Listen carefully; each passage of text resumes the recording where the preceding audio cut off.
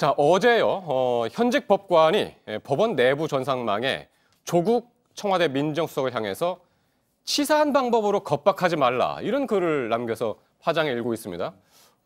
왜 이런 글을 쓴 겁니까? 그러니까 순서를 좀 말씀드려야 될 것 같아요. 원래 네. 강민구 고법 부장판사입니다. 네. 이분이 사실 대법관의 재청만 2번이 됐을 정도로 법원 내에서는 굉장히 고위직이라고 할 수가 있는 분인데 네. 16일 날 임종원 법원행정처 차장이 밤샘 수사를 받고 나왔는데 새벽에 임종원 차장.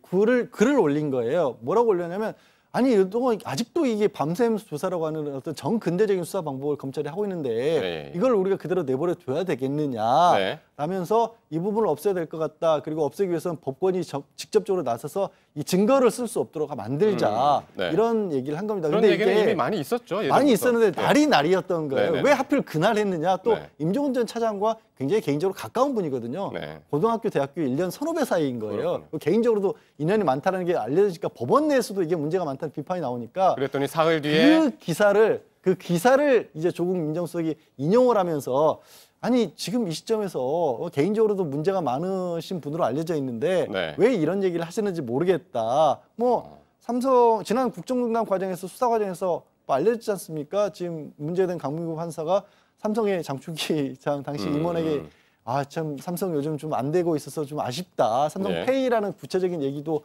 쓰고 있고 새해 인사도 보냈었고 그 주인공이 그 주인공이 강민구 부장판사가 그러니까 법원 그런데 이 거기에 대해서 이제 받아친 거죠. 왜 민정수석이라는 분이 이런 식으로 외부의 SNS를 통해서 자기의 지위를 이용해서 이 법원의 판사를 겁박을 하느냐. 나는 이게 SNS 안 하고 이 수석 법원의 코트 내에 대해서만 이런 식으로 좀 공격받는 거는 저항을 한다라는 얘기를 다시 받아친 거죠. 그러니까 현직 부장판사가 이제 법률적인 용어보다는 상당히 이제 강한 우리 국가 보통 이제 쓰는 그런 용어들을 써서 더 눈에 띄었어요. 고법 부장판사이기 때문에 차관급입니다. 그러니까 네. 일반 부장판사하고도 위치가 달라요. 네네네.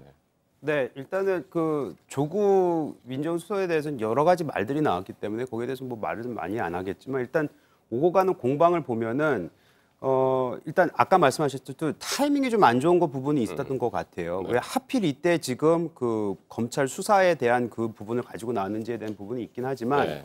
조국 수석께서는 지금 본인이 수석인지 아니면은 아직까지도 그 대학교 교수인지 모르고 있는 게 아닌가라는 생각이 들 정도로 이런 분야에 있어서 굉장히 본인의 그 감정이 들은 얘기를 많이 하는데 버나드 셔의 말을 인용해가지고 얘기를 했어요. 뭐 제도가 저절로 굴러가겠다는 건 정치적 게으름 뿐인데 뭐 이거와 관련 상관은 없을 수도 있지만 정부에서 하고 있는 여러 가지 일들이 진짜 신경을 써야 되는 일들이 많은데 이런 상권 분립, 특히 본인의 위치를 사용해서 나오는 한마디가 어떤 그 단체에 압박을 줄 수 있는 부분은 좀 자제해야 되지 않을까 하는 예전 생각이 교수 듭니다. 시절이 아니다 지금이 청와대 민정수석으로서 이제 좀 적절치 못했다 이제 그런 지적이시네요. 예.